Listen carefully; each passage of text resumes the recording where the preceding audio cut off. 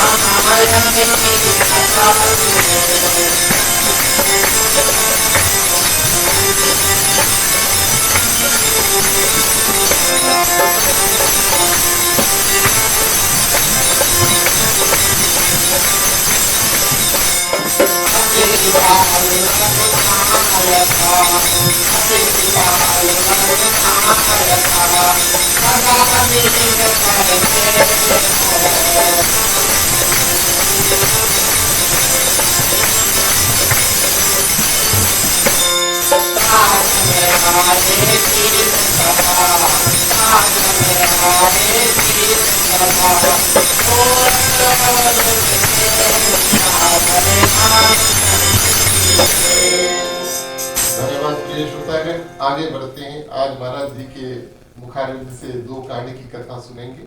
तो चलिए किष्किंधा कांड की जो पहला चौपाई है उसको भी हम गा लेते हैं, उसके बाद में महाराज जी जो कथा उसको शुरू करेंगे। नैया मोरी पार लगाना राम हो राम, नैया मोरी पार लगाना राम हो राम।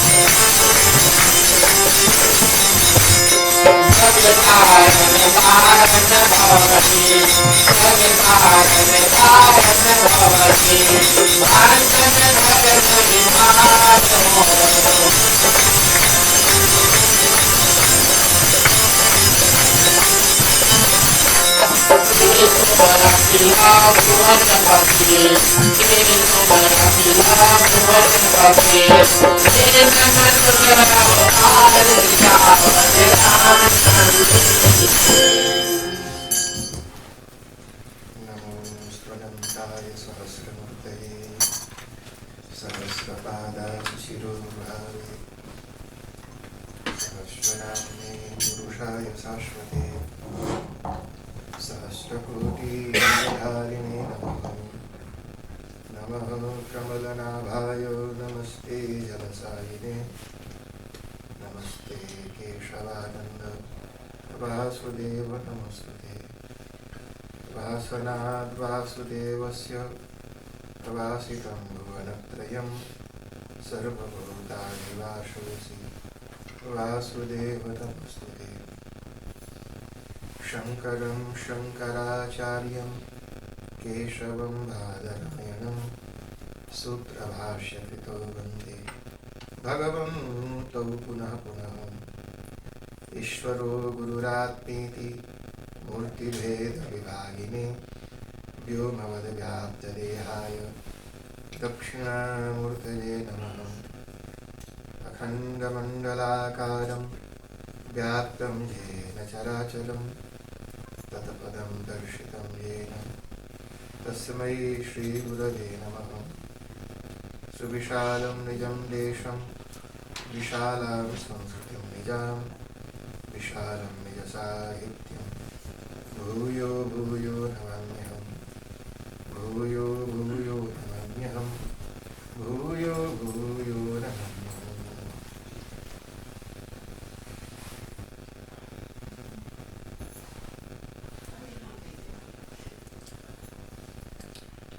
जय बोलो सत्य सनातन धर्म की जय। ओंकारेश्वर महादेव की जय। भावन भगवान श्री काशी विश्वनाथ की जय। सियावर रामचंद्र भगवान की जय। पवन सुत हनुमान की जय। ओम नमः पार्वती पतये हर हर हर महादेव। परमपिता परमात्मा को धन्यवाद, जिस परमात्मा की कृपा से आप और हम सभी ठीक ठाक, जीवन में कोई दुख नहीं है, तकलीफ नहीं है, देश में भी शांति है और आराम से हम सभी यहाँ बैठ करके भगवान की कथा का श्रवण करते हैं। उसके बाद जो हमारे जजमान हैं नीरज जी और नीलम जी, आप दोनों को भी हृदय से धन्यवाद आपके प्यार के लिए कि आप लोगों ने मेरे ऊपर विश्वास किया, सेवा का मौका दिया। भगवान करे दोनों लोग स्वस्थ और प्रसन्न रहें। नीरज जी सेंचुरी बनाइए दोनों एक साथ, भगवान करें स्वस्थ और प्रसन्न रहते हुए। रोली जी को भी हृदय से धन्यवाद है, आपकी माता जी को भी रोज आती हैं, शांति से सुनती हैं। और आदर्श सत्संग रामायण मंडली के जितने भी लोग हैं, आप सबका भी आपके प्यार के लिए शुक्रिया। अगर उधर गैलरी में कुछ लोग हैं तो आगे आ सकते हैं, जगह है। और नहीं तो जहाँ बैठ के सुन सकते हैं। अच्छा है उधर कोई लोग इधर? हाँ, तो इधर सामने आ जाएंगे तो अच्छा है। सामने जगह है, थोड़ा शक्ल दिखती रहती है तो पता चलता है कि सुन रहे हैं कि नहीं सुन रहे हैं। तो सामने बैठेंगे तो ज्यादा अच्छा है। हाँ शर्मा जी तो ठीक है, आ जाइए। दीपक जी तो हमारे पुराने जजमान हैं, बड़े दिनों के बाद प्रकट हुए हैं। नीरज जी के पड़ोस में है, अब तो पता चल गया है। अच्छा चलो जी, अब मैं आपको भगवान राम की तरफ लेकर के चलता हूँ। तो कल हमने आपको सुनाया था कि भगवान राम भरत जी को विदा कर देते हैं और भरत जी आकर के नंदी ग्राम में रहने लगते हैं। और उसके बाद राम जी आगे बढ़ जाते हैं। तो राम जी अब जंगल की तरफ जाते हैं। तो जंगल क्या है जी? जंगल, हमारा जीवन ही जंगल है। ये पूरा संसार में जंगल में होते हैं भेड़, बकरे, सांप, बिच्छू, बाघ होता है ना जी, और मधुमक्खी। डर लगता रहता है कि कब कहां से कौन हमला कर दे। नीरज जी, ये संसार भी जंगल है। मधुमक्खी के रकम लोग अलग अलग घात लगाए बैठे हैं। कहाँ कब उधर कभी बीवी झपट्टा मार दे, कभी सास उधर से टूट पड़े, है ना जी, कभी पड़ोसी टूट पड़े, कोई कभी बॉस टूट पड़े, कभी होता है ना जी, कौन कब कहां से झपट्टा मार के आपको दुखी कर दे पता नहीं चलता। और कोई गाड़ी ठोक दे। तो ये संसार जंगल है, जंगल में भी दुख होता है, इस संसार में भी दुख है। हमारे अंदर राग है, उसके वजह से हम दुखी हैं। द्वेष है, उसके वजह से दुखी हैं। प्यार है, उसके वजह से भी दुखी हैं जी। ध्यान देना, प्यार करते हो तो भी दुख होता है, और अगर घृणा करते हो तो भी दुख होता है। तो ये पूरा संसार जंगल है। इस जंगल और एक वो जंगल है जहां भगवान राम जाते हैं। चलिए अब अध्यात्म की तरफ न ले जाकर के सीधी सपाट कथा की तरफ ही आपको लेके चलता हूँ, क्योंकि बहुत कठिन होगा तो शायद आपको समझने में दिक्कत होगी। श्रोता अलग अलग होते हैं जी। नीलम जी, जैसे प्राइमरी क्लास के बच्चों को ग्रेजुएशन का सब्जेक्ट तो नहीं पढ़ाते हैं, और ग्रेजुएशन वालों को पीएचडी की बात नहीं बताते हैं। तो जब धीरे धीरे अपग्रेड होने लगते हैं तो फिर उनको डीप कथा में लेके जाते हैं। तो जिधर मैं जा रहा हूँ वो डीप अध्यात्म स्पिरिचुअल है, तो थोड़ा आपके लिए बोरिंग हो जाएगा। तो सीधे सीधे ऊपर ऊपर मलाई मलाई छानते हुए चलते हैं। तो जो अभी चौपाई उन्होंने गाई वो ये था कि अब चित्रकूट में भगवान ने सोचा, ये सोचा कि अब यहाँ का अता पता लोगों को मालूम पड़ गया है। कई लोग अपना एड्रेस नहीं बताते हैं। काहे नहीं बताते कि कोई धमक जाएगा तो उसको भजिया चाय देना पड़ेगा। तो इसलिए लोग, अब तो नीरज जी का घर लोगों को पता चल गया, यहाँ पर आ जाइए और आपको पनीर का पकौड़ा खाने को मिलेगा। तो भगवान राम ने सोचा कि ये जो चित्रकूट है लोगों को मालूम हो गया, अब कोई न कोई यहाँ आता जाता रहेगा, इसलिए इस जगह को छोड़कर आगे निकल चलो, यहाँ पर आ जाइए। तो वहां से आगे निकल गए और आगे जब बढ़े जी तो जंगल में सीता जी राजकुमारी हैं। ऐसी राजकुमारी जो हमेशा मखमल जैसे नरम मुलायम जगह पर अपने पैरों को रख करके चलती थी, और आज अचानक जी ऐसे चुभते हुए कांटों के ऊपर कहीं पैर पड़ता है, कहीं उबड़ खाबड़ पत्थर के ऊपर पड़ता है, कहीं चहटा में, कहीं कीचड़ में, कहीं किसी भी चीज पर ऐसे पैर क्षत विक्षत हो जाते, पूरा पैर घायल हो जाता है।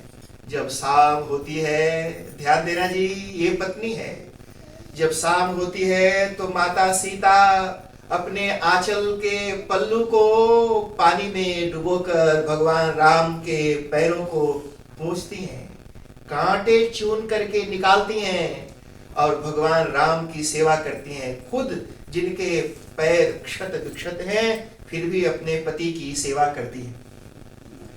रोज भगवान राम देखते हैं और भगवान राम के आंख से आंसू निकलते हैं। पति भी पत्नी से प्यार करता है जी, और करना भी चाहिए। तो भगवान राम सीता से बहुत प्यार करते हैं, भगवान राम के आंख से आंसू निकलते हैं। देख तो ये राजा की राजकुमारी कभी जीवन में कोई दुख नहीं देखा, लेकिन कितनी सुशील है। सुशील का मतलब जानते हैं क्या होता है? जैसे आजकल क्या है, एक बीमारी चली है इक्वलिटी की।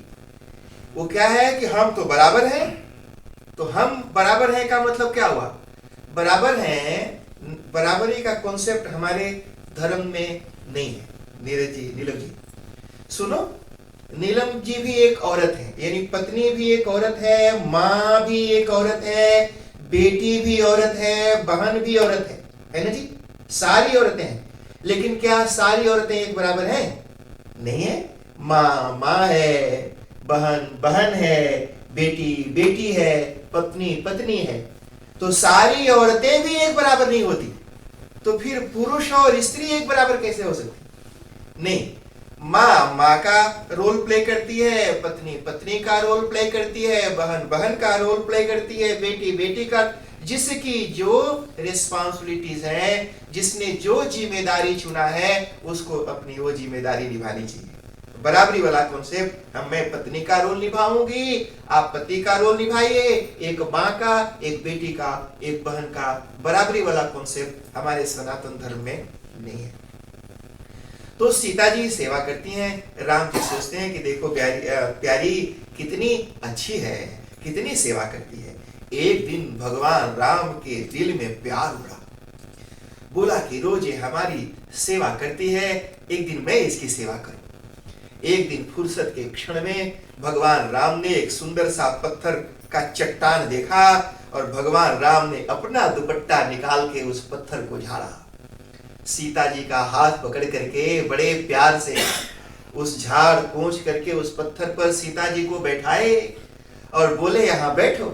सीता जी तो ऐसे टुकुर टुकुर ताके कि आज कौन सी है ये, आज हमारी इतनी सेवा सत्कार, बड़ा प्यार उमड़ रहा है ना जी?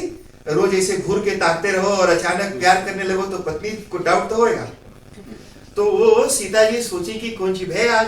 तो भगवान राम ने बड़े शांति से बैठाया, जंगल में गए, अलग अलग तरह के कलरफुल फ्लावर्स चुन करके लाए, माला बनाया, अपने हाथों से फूलों को गूंथ करके माला बनाए, सीता जी को गले में पहनाया, फूलों का ही कुंडल बाली बना के कानों में पहनाया, फूलों का ही गजरा बना के बालों में लगाया, फूलों का कंगन बना के हाथों में लगाया, पैरों में लगाया, पूरी देवी सीता को फूलों से सजाया। देखा कि पैरों में घाव हैं, कांटे चुभे हैं। भगवान राम ने अपने दुपट्टे से सीता जी पत्नी के भी पैर को पोंछते। हमारे यहाँ सनातन धर्म में पत्नी हृदय में रहती है, इसलिए लक्ष्मी जी हमेशा भगवान विष्णु के हृदय में वास करते हैं। श्री वत्स सुना है आपने? विष्णु भगवान के छाती पर, यानी शुरू से ही पत्नियां छाती पर ही रहती हैं, हृदय में। छाती मतलब हृदय में। तो सदियों से परंपरा चलती आई है, स्त्री हृदय में निवास करती है। कलयुग में स्त्रियों ने थोड़ी जगह बदल दी, सोचा कि अब शुरू से रहा है, अब थोड़ा सा हम शिफ्ट होना चाहते हैं। हाँ, तो शिफ्ट, थोड़ा शिफ्ट होएगा। अब हम एक ही जगह बैठे बैठे बोर हो गया। और जब शिफ्ट हुए तो क्या हुआ जी? अब देखो, जहां बैठेगा वहां की घास तोड़ी जाएगा ना जी।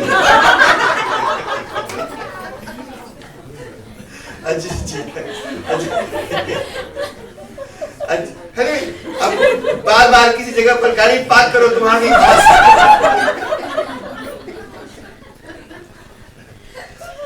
भगवान राम ने बड़े प्यार से माता सीता के पैरों को दुपट्टा से साफ किया, एक एक कांटों को निकाला और जो फूल बचे थे अलग अलग कलर के फ्लावर्स को निचोड़कर उसका रस निकाला और उस फूल के निकले हुए रंगीन कलरफुल फूल के रस से सीता जी के पैरों को उठाकर अपने छाती से लगाकर और उसको रंगने लगे।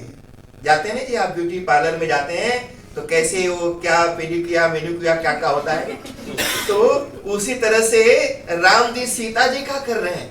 पैरों को उठाया, छाती से लगाया और बड़े प्यार से कलर करने लगे। नीरज जी, राम जी से सीखना चाहिए, ये राम जी आदर्श हैं, इसलिए राम जी से सीखना। क्या सीखना? कि हमेशा पत्नी से सेवा कराना ही नहीं, पत्नी की भी सेवा करना, कभी उसको भी प्यार देना चाहिए। तो राम जी सीता जी के पैरों में रंग लगाने लगे, रंगने लगे, नाखूनों को, पैर के अंगुलियों को, उनके पैर के तलवों को। और ठीक उसी समय एक घटना घटी। घटना ये घटी जी कि इंद्र का बेटा था। इंद्र के 2 बच्चे थे, एक बेटा और एक बेटी। तो बेटा का नाम था जयंत और बेटी का नाम था जयंती। मिलते जुलते नाम रखते ना जी हमारे हिंदुस्तानी लोग, वो शुरू से आता है। एक का नाम जय तो दूसरे का विजय रख देंगे। तो शुरू से ना जी, शुरू से ऐसे मिलता जुलता आता था। मैंने देवता लोग भी ऐसे ही रखते थे और हिंदुस्तानियों ने वो परंपरा निभाई थी। अगर 4 बच्चे हैं तो चारों का शर्ट भी एक रकम का होता था। पुराने जमाने में एक ही थान का कपड़ा खरीदते थे, चारों को सिलवा देते थे। चलो जी, अब एक का अमित तो दूसरे का सुमित, मैंने वो चला तो मिलता जुलता होना चाहिए। तो उसी समय जयंत तो जयंती, बहन का नाम जयंती रख दिया। तो जो जयंत इंद्र का बेटा था, उसको पता चला कि भगवान जो तीनों लोकों के स्वामी हैं, मनुष्य का रूप धर करके धरती पर आए हैं, चलो उस भगवान का दर्शन करता हूं। तो भगवान का दर्शन करने के लिए जंगल में आया। अब जो जंगल में आया यह सोच करके कि भगवान है, परमात्मा है, और आया तो क्या देखा जी कि ये परमात्मा अपनी बीवी का पैर अपने छाती में सटा करके और रंग रहा है। तो जब जयंत ने ये दृश्य देखा कि अपनी छाती में पत्नी के पैर को सटा के कलर कर रहा है रंगीन, कहा कि अरे ये हो भगवान है, ये तो बड़ा कामी आदमी मालूम पड़ता है। इतना कामी कि जिसको मर्यादा भी नहीं मालूम, अपनी पत्नी के पैर को इतना मुंह तक उठा के और सटा के रंग रहा है। ये काहे का भगवान? ये कोई बगरुपिया है, कोई नकली आदमी होगा। संदेह हो गया उसको जयंत को कि भगवान नहीं हो सकता, भगवान इस तरह से औरत के पैर को उठा करके उसको रंग नहीं लगाएगा। तो उसने सोचा कि अच्छा इतना दूर आ गया हूं तो चेक कर लूं। वो कौआ का रूप धर करके गया और बड़ी कस के चोंच मारा सीता जी के पैर। ऐसे जब चोंच मारा तो मांस निकल गया, खून की धारा बह गई। राम जी ने ऐसे घूर के देखा और बड़े क्रोधित हुए। एक सरकंडा, एक लकड़ी घास होती है, उसको ऐसे उठाया और अभिमंत्रित करके उसके ऊपर फेंक दिया। कई लोग बोलते हैं बाण मारा, लेकिन ज्यादातर वर्णन आता है कि कौवा के लिए बाण क्या चलाना जी, एक छोटे से कौवा के लिए भगवान बाण चलाएंगे? बाण नहीं मारा, एक सरकंडा को अभिमंत्रित करके उसके पीछे फेंक दिया। अरे वो सरकंडा ही बाण के रकाम एवं भागा उस जयंत के पीछे कि उसको जला के भस्म कर देगा। जयंत तो डरा, घबराया, भाग करके अपने पिता इंद्र के पास गया, बोला बाबूजी बचाओ बचाओ। इंद्र ने कहा जिसके पास सारी दुनिया मदद मांगने के लिए जाती है, उससे हम आपकी रक्षा नहीं कर सकते। जयंत भागता रहा, तीनों लोक में घूमता रहा, किसी ने उसकी रक्षा नहीं की। अंत में नारद जी मिले। नारद जी ने कहा भैया ऐसे हाँफते हुए कहां भागता, कुछ हुआ है?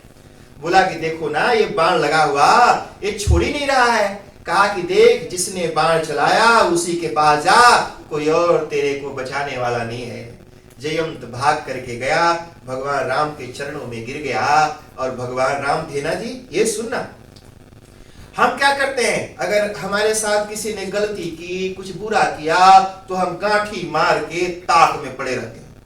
कब मौका मिले कि इसका मूड फोड़ दें, है ना जी? कैसे गांठ मार के पूरी जिंदगी पर बैठे रहते हैं। क्षमा हमारे अंदर नहीं है, फॉरगिवनेस हमारे अंदर नहीं है। हम क्षमा नहीं करना चाहते, भूलना नहीं चाहते।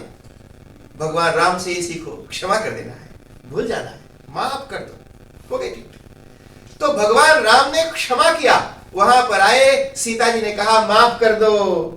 राम जी ने कहा ठीक है देवी आप कहती हैं, कभी कभी पत्नी का बात मान लेना चाहिए जी। पत्नी का बात मानने में अच्छा है, भलाई है, शांति बनी रहती है। वो इष्ट को तरफ दिखाए, बोले वेस्ट है, बोले यू आर राइट। भगवान राम ने कहा आप बोलती हैं, हम जब शादी कराते हैं ना जी, तो शादी के एंड में एक विधि होती है नीरज जी, ध्रुव तारा दर्शन, जिसमें एक ध्रुव तारा होता है, सुना है आपने? तो दिखाते हैं उसको, वो देखो ध्रुव तारा है, पत्नी ऐसे हाथ उठा के दिखाती है। तो शाम को शादी होती है और ध्रुव तारा तो मॉर्निंग में दिखता है जी, शाम को दिखता नहीं। तो पत्नी दिखाती है तो तारा तो दिखता नहीं है। तो पति से पूछती है कि दिखा, तो पंडित जी बोलता है उसको, हस्बैंड को, कि अगर नहीं दिखा है तब वो बोल दो हाँ दिखा। तो तभी से आदत डाल देते हैं, बोलते हैं कि यूज्ड टू हो जा भाई, हाँ बोले कि आदत डालना चाहिए। तो सीता जी ने बोला कि माफ करो। राम जी ने कहा ठीक है माफ तो कर देंगे, लेकिन इसने अपराध किया है, इसको दंड तो जरूर देना चाहिए। तो बोला कि क्या दंड दें?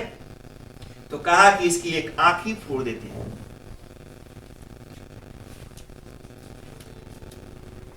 तो मेरी घड़ी इधर से खिसकी तो दे देना, तो टाइम देखता रहूंगा। तो भगवान राम ने कहा कि उसकी एक आंख ही बगल दिखा कहीं गिरा।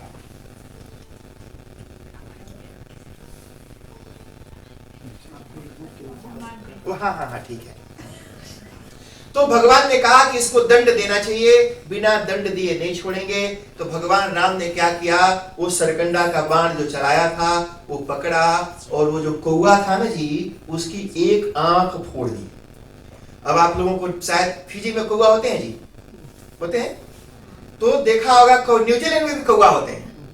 अब फिजी में कौवा होता है पूरा करिया होता है, लेकिन न्यूजीलैंड गोरों का देश है ना जी, तो बीच बीच में थोड़ा उज्जर होता है।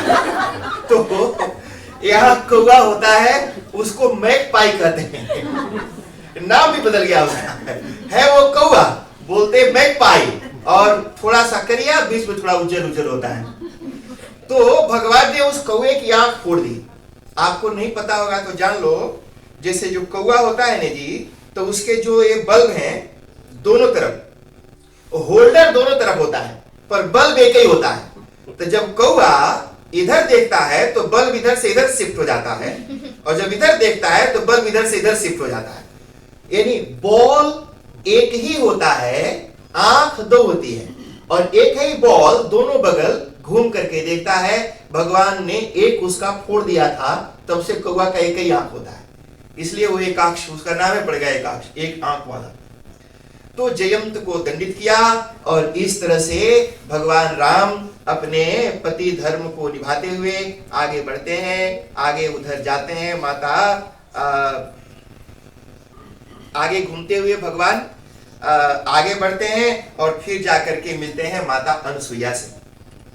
तो आप अनसुईया के बारे में जानते हैं जी, उनकी भी बड़ी अद्भुत कथा है, लेकिन अगर वो सारा सुनाऊंगा तो बहुत बड़ा समय लगेगा, तो इसलिए मैं उसको छोड़ता हूं। माता अनसुईया का मतलब ये होता है न सूया यस्याम सा अनसुईया, नीरज जी, जो किसी में कोई कमी नहीं देखती है, कहीं भी जिसको कोई दोष दिखाई नहीं पड़ता है, चाहे जितना भी बुराइयां हो, पर वो देखती नहीं है। कहीं भी जिसको कोई बुराई नहीं दिखती हो, वो है अनसुईया।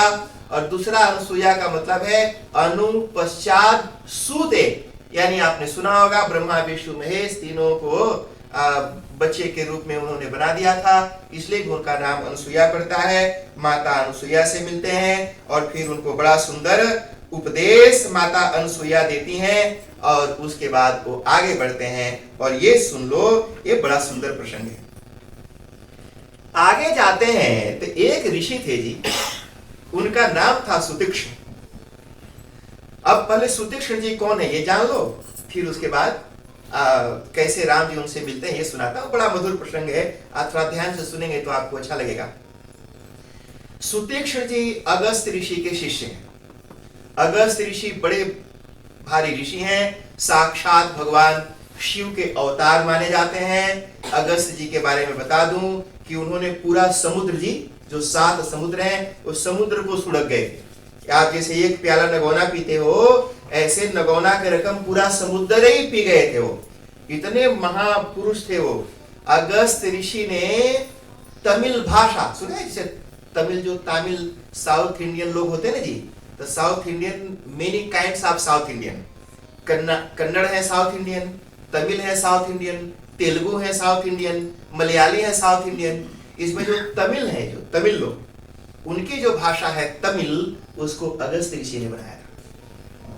एक बार विंध्याचल पर्वत बड़ा ऊंचा हुआ, सूरज की रोशनी रोक दी, तो एक तरफ अंधेरा हो गया। अगस्त ऋषि विंध्याचल के पास पहुंचे। विंध्याचल ने झुक करके प्रणाम किया। अगस्त ऋषि ने आशीर्वाद दिया, बोला बेटे ऐसे झुका रह, मैं थोड़ा सा साउथ घूमने जाता हूँ, जब लौट के आऊंगा तो उठ के खड़ा होना। अगस्त ऋषि साउथ में गए, लौट के कभी वापस नहीं आए। तो तब से विंध्य वैसे झुका हुआ पड़ा रहा। बड़े महापुरुष हैं अगस्त ऋषि, बड़े बड़े हथियारों का आविष्कार किया, बड़े बड़े ग्रंथों का आविष्कार किया, बड़े ही अद्भुत महापुरुष।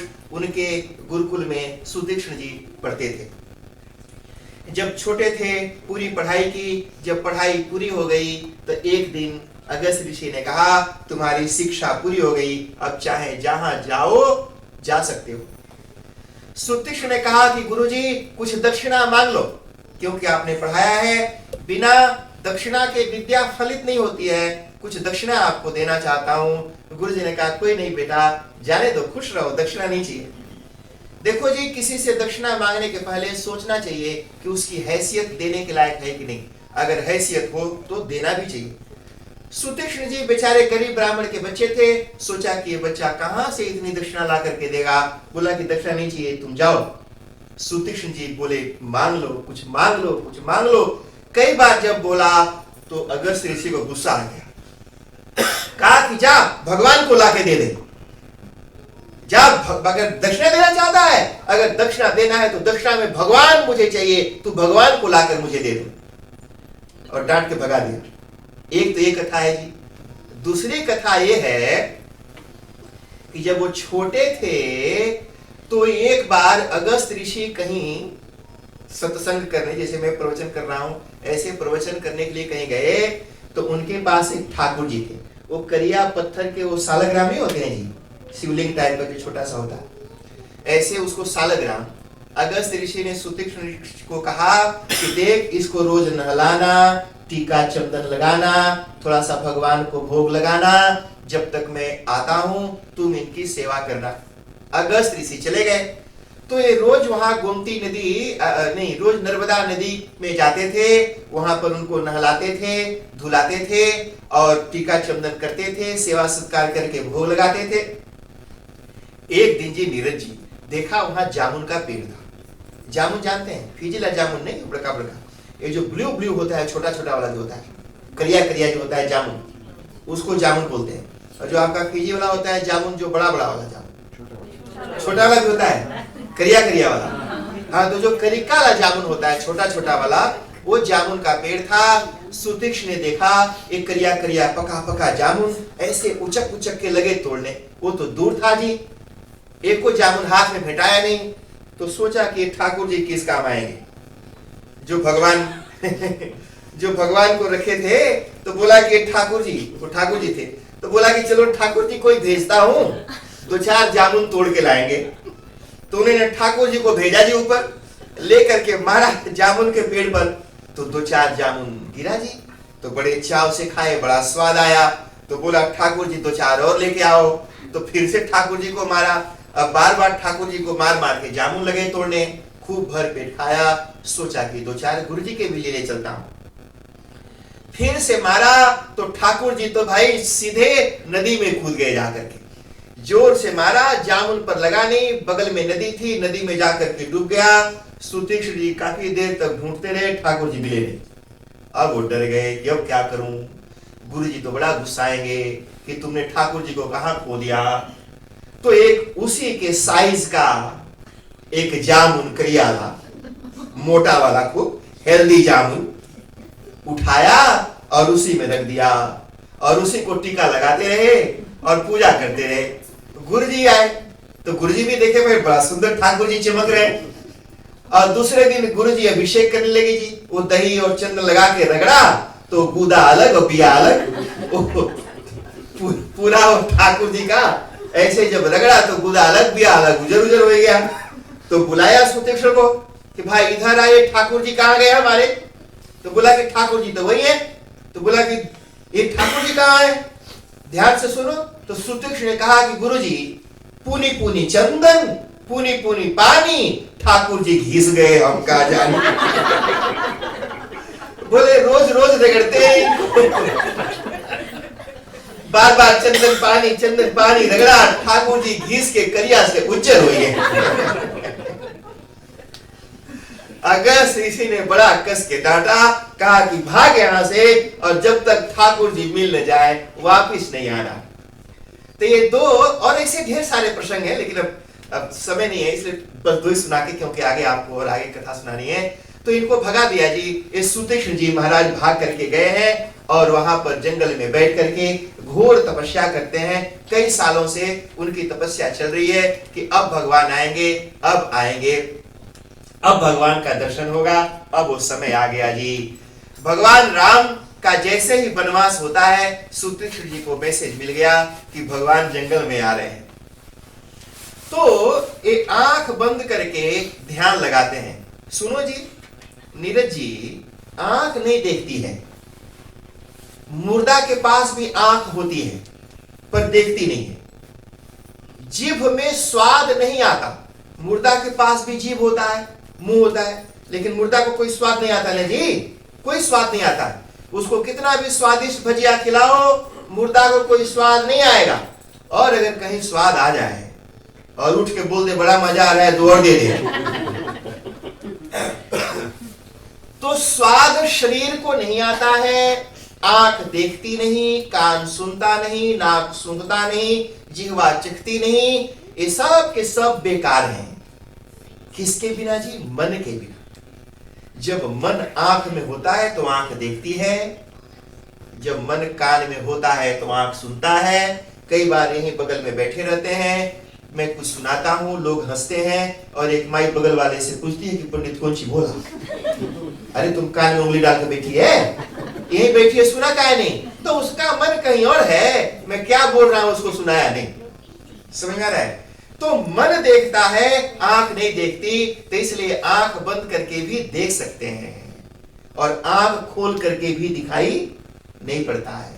सूतेश्वर जी आंख बंद करके भगवान राम को देख रहे हैं कि आ रहे हैं, आ रहे हैं, आ रहे हैं, आ रहे हैं, आ रहे हैं। जैसे ही नजदीक आए तो फिर जोश में जी कि अब भगवान इतना दूर आई गए हैं तो थोड़ा दूर मैं चल पड़ता हूं, कब तक इंतजार करूं। तो बड़े जोर से धोती वोती लपेट के समेट के बड़े जोर से उठे और उठ करके भागे। लेकिन प्रेम निर्भर हृदय में इतना प्रेम भरा हुआ है कि दिस यरु विदिश पंथ नहीं सूझा, बुझाया नहीं कि किधर जाऊं। चारों बगल राम राम राम राम ही दिखते हैं जी। फिर आंख बंद करके फिर से बैठ गए। भगवान राम वहां पहुंचते हैं और पहुंच करके सूतेश्वर जी के सामने खड़े हैं। ध्यान देना जी, भगवान खड़ा है और भगत आंख बंद करके बैठा है। ये अरण्य कांड है। अरण्य कांड में ऋषि लोगों से मिलने के लिए ही भगवान अरण्य में जाते हैं। बड़े बड़े साधु महात्मा हजारों हजारों साधुओं से मिलते हैं। अब वो सबका तो नहीं सुनाते, बस एक सुनाता हूं, बाकी फिर आगे बढ़ जाएंगे। सूतेश्वर जी महाराज के पास पहुंचते हैं। सूतेश्वर महाराज बैठे हुए हैं आंख बंद करके। अब देखो जी, तो एक भगवान राम बाहर है, और वो भगवान राम जो बाहर है उसकी सप्लाई, जैसे सप्लाई टीवी में होता है ना, कनेक्शन पूरा उसका ब्रॉडकास्ट हो रहा है। हृदय में भगवान सूतेश्वर महाराज के बैठे हुए हैं। सूतेश्वर महाराज हृदय में भगवान का दर्शन करते हैं। भगवान ने वो जो सप्लाई था ना जी उसको रोक दिया। तब जो हृदय के भगवान थे उनको बाहर निकाल करके मूर्ति में खड़ा कर दिया। जैसे हृदय में भगवान दिखना बंद हुए तो बेचैन होकर सूतेश्वर ने अपनी आंख खोली। तो आंख खोला तो सामने भगवान राम खड़े हैं। जय बोलो सियावर रामचंद्र भगवान की जय। सूतेश्वर जी महाराज हाथ जोड़ करके खड़े हो गए, बड़ा प्रणाम किया।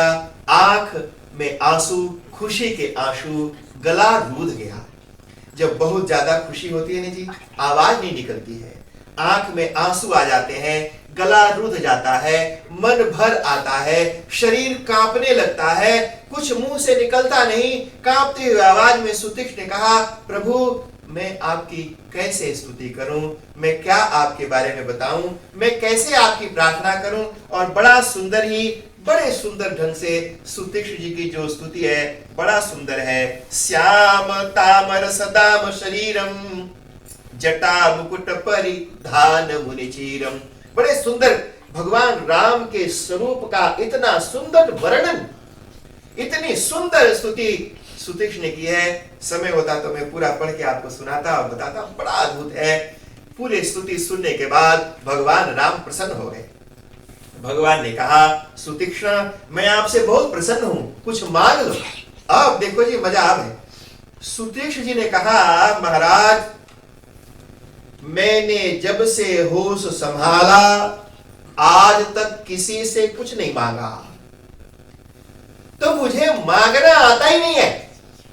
मैं जानता ही नहीं कि कैसे किसी से कुछ मांगते हैं। हे प्रभु मैं मांगना नहीं जानता, मुझे मांगना आता ही नहीं, इसलिए मैं आपसे नहीं मांग सकता हूं।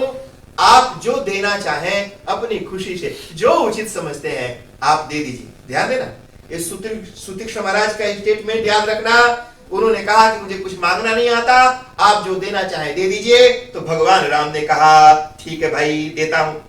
अविरल भगति बिरति विज्ञाना हो सकल गुण ज्ञान निधाना। राम जी ने दे दिया। क्या दिया कि अविरल भक्ति। सुतीक्ष्ण जी आपको अविरल भक्ति, ऐसी भक्ति जो कभी समाप्त नहीं होनी चाहिए। ठीक है ना जी। नीरज जी हमारी भक्ति कैसी है? जब जरूरत पड़ती है तो एक दर्जन केला लेके मंदिर में पहुंच जाएंगे, ठीक है। और जब काम हो गया तो घर में बैठ के भजिया खाएंगे, भगवान को भूल जाएंगे। यानी जब जरूरत पड़ती है तो हम भगवान के पास जाते हैं। भक्ति होती है जैसे हनी शीशी में होता है ना जी, हनी को बोतल से गिराओ कटोरी में, तो जैसे कटोरी से लेके बोतल तक अनब्रोकन लाइन होती है, यानी शीशी और कटोरी के बीच में कहीं कोई गैप नहीं। भक्ति मतलब इस तरह से अनब्रोकन कनेक्शन भगवान के साथ, भगत और भगवान में एक क्षण के लिए भी ब्रेक नहीं होना। बुझाया जी सबको? ऐसी भक्ति मैं आपको देता हूं। सुतीक्ष्ण महाराज को दिया और कहा विरति, कहा कि संसार में किसी भी चीज से आपको अटैचमेंट नहीं, वैराग्य हो जाए आपको। और विज्ञाना, कहा कि ज्ञान और विज्ञान। नीरज जी बाजा कैसे बजाएंगे ये ज्ञान है, और अगर खराब हो जाए तो कैसे उसको बनाएंगे ये विज्ञान है। समझ आ रहा? तो ज्ञान और विज्ञान, कहा कि विज्ञान भी हो जाए और ज्ञान भी हो जाए, और हो सकल गुण ज्ञान निधाना। कहा कि संसार में जितने भी गुण हैं, ज्ञान है, सबका खजाना भंडार सब आपके अंदर आ जाए। क्या बात है। जब ऐसा वरदान सुतीक्ष्ण महाराज को दिया तो उसके बाद से अब देखो सुतीक्ष्ण जी महाराज ने कहा, नीरज जी पहले तो बोले थे कि हमको मांगना नहीं आता है, अब सुतीक्ष्ण महाराज कहते हैं कि परम प्रसन्न जान मुनि मोहि। सुतीक्ष्ण जी ने कहा, महाराज अब एक निवेदन आपसे करना चाहता हूं। राम जी ने कहा, बोलो। कहा कि आपको जो अच्छा लगा आपने मुझे दे दिया, अब आप मुझे वो दीजिए जो मैं आपसे मांगता हूं। राम जी ने कहा, अभी तो तुमने कहा कि तुमको मांगना नहीं आता है, और अभी बोल अब मांगने का, अब तुमको मांगना कहां से आ गया? पहले बोला कि मांग लो तो बोला कि नहीं मांगना नहीं आता है, और अब बोल रहे हो कि मुझे दीजिए जो मैं मांगता हूं, अब मांगना कहां से आ गया? सुतीक्ष्ण ने कहा, महाराज अभी आपने वरदान दिया ना कि सकल गुण के निधान और ज्ञान के खान हो जाओ, तो आपने मुझे ज्ञान दे दिया तो मांगना आ गया मुझे, तो इसलिए मैं आपसे मांगता हूं, मुझे दीजिए। और मांगते हैं जी, क्या मांगा? उन्होंने बोला, महाराज हे प्रभु आप मुझे अभिमान दीजिए, अहंकार। नीरज जी अहंकार अच्छा नहीं होता है। अहंकार जानते हैं किसे कहते हैं? समझ लो 2 मिनट में। जैसे आई am the most handsome Pandit in Auckland, एक स्टेटमेंट है, समझने के लिए समझ लो। नीरज जी मैं ही हैंडसम पंडित हूं, दोनों में अंतर है। मैं बहुत हैंडसम हूं, एक स्टेटमेंट, मैं ही हैंडसम हूं, दूसरा स्टेटमेंट। दोनों में अंतर समझ में आ रहा है जी? दोनों में अंतर समझ में आ रहा है आपको? मैं हैंडसम हूं और मैं ही हैंडसम हूं। अच्छा सुनो, मैं धनवान हूं, मैं ही धनवान हूं। मेरे पास बड़ी अच्छी गाड़ी है, मेरे ही पास अच्छी गाड़ी है। मैं बहुत अच्छा खाता हूं, मैं ही बहुत अच्छा खाता हूं। दोनों में अंतर समझ में आ रहा है नीरज जी? क्या अंतर है? एक में मैं अच्छा खाता हूं, दूसरे लोग भी अच्छा खाते होंगे, लेकिन मैं ही अच्छा खाता हूं मतलब बाकी तो सब घास खाते हैं। ठीक है ना जी? तो उसी तरह से अभिमान उसे कहते हैं जब मैं मेरे अलावा कोई और नहीं है, ऐसी बुद्धि आ जाए तो उसको अहंकार कहते हैं।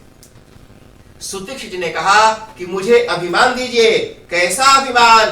कहा कि मुझे ऐसा अभिमान दो कि मेरे मन से कभी भी यह भ्रम ना मिटे कि मेरे से श्रेष्ठ कोई दूसरा आपका भक्त नहीं है। ऐसा अभिमान मुझे दे दो। फिर सुतीक्ष्ण जी ने सोचा कि महाराज ये राम जी हमारे हृदय में कैसे रहेंगे, क्योंकि ये तो जंगल में, पिताजी ने इनको भेजा है कि जाके जंगल में घूमो, तो जंगल में चले जाएंगे। सुतीक्ष्ण जी ने कहा प्रभु आप मेरे हृदय को ही जंगल समझ लीजिए और मेरे हृदय में रहिए। फिर सुतीक्ष्ण जी ने सोचा कि जंगल में तो 14 साल तक रहने वाले हैं, 14 साल निपट जाएगा तो फिर अयोध्या चले जाएंगे। सुतीक्ष्ण जी ने अपना स्टेटमेंट बदला, कहा महाराज 14 साल तक मेरे हृदय को जंगल समझ करके रहो और 14 साल के बाद इसको अयोध्या समझ लेना, और अयोध्या समझ के मेरे हृदय में वास करिए। सुतीक्ष्ण जी ने सोचा कि 12,000 साल के बाद तो अयोध्या भी छोड़ के चले जाएंगे। सुतीक्ष्ण जी ने फिर से अपना स्टेटमेंट चेंज किया और बोला अनुज जानकी सहित प्रभु चाप भान धर राम मम ही गगन इंदु इव बसहु सदा निहकाम। सुतीक्ष्ण ने सोचा 12,000 साल के बाद अयोध्या भी छोड़ के जाएंगे।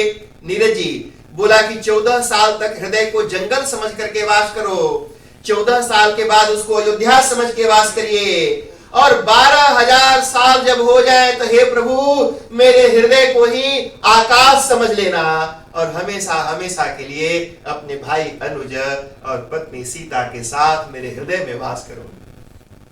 भगवान का मन गदगद हो गया, सुतीक्ष्ण को गले से लगा लिया, बोला सुतीक्ष्ण अब मैं आपसे बहुत प्रसन्न हूं, आपका मंगल हो, और मैं तो आपके गुरुजी अगस्त ऋषि के पास जाना चाहता हूं। ध्यान देना, सुतीक्ष्ण ने कहा महाराज रास्ता बड़ा भयानक है, बड़ा टेढ़ा मेढ़ा है और बड़े राक्षस हैं। वैसे कंपल्सरी नहीं है, लेकिन अगर आप मांगो तो हम सकता आपके पहुंचाए वहां तक। क्योंकि देखो सुतीक्ष्ण ये नहीं बोल रहे हैं कि गुरुजी ने भगाया है हमको और भगवान को लेकर के आना है, ये बोल रहे हैं कि हमको मतलब कोई ऐसा नहीं है, अगर आप जाना चाहो तो अकेले जाओ, मैं बता देता हूं ऐसे राइट लेफ्ट। कई लोग ऐसे होते हैं जी। इंडिया में एक हम लोग अभी गए थे यहां से घूमने के लिए, तो एक आदमी मिला तो उससे रास्ता पूछा तो सुनो बोलता ऐसे रास्ता बता रहे। लोगों का मूड के ऊपर जी। बनारस में जैसे मान लो रास्ता पूछते हैं ना जी, अब मान लो छेपल रोड पर खड़े हैं, आप पूछे भैया ये छेपल रोड बोट नहीं जाता है, ऐसे तो लोग पूछते हैं। तो वहां पर एक बूढ़ा से पूछा कि भैया ये रास्ता विश्वनाथ मंदिर जाता है, तो खड़ूस बूढ़ा निकला ऐसे मुड़ खजवाते हुए, बोला हम तो 40 ईयर से इस रोड पर रहता है, रोड को तो कहीं जाते हुए नहीं देखा। कई लोग ऐसे होते हैं। सुतीक्ष्ण जी ने कहा महाराज हम अगर बोलो तो आपको रास्ता बता दें, लेकिन अगर गर्जू नहीं हूं, लेकिन कहो तो हम आपको वहां पहुंचा देंगे। राम जी तो समझ गए कि इनको गुरुजी ने भगाया इसीलिए कि भगवान को लेकर के आना। भगवान ने कहा कि महाराज हम कहाँ जाएंगे, रास्ता कहीं भूल जाए, आप ही हमको गुरुजी के पास पहुंचा दो।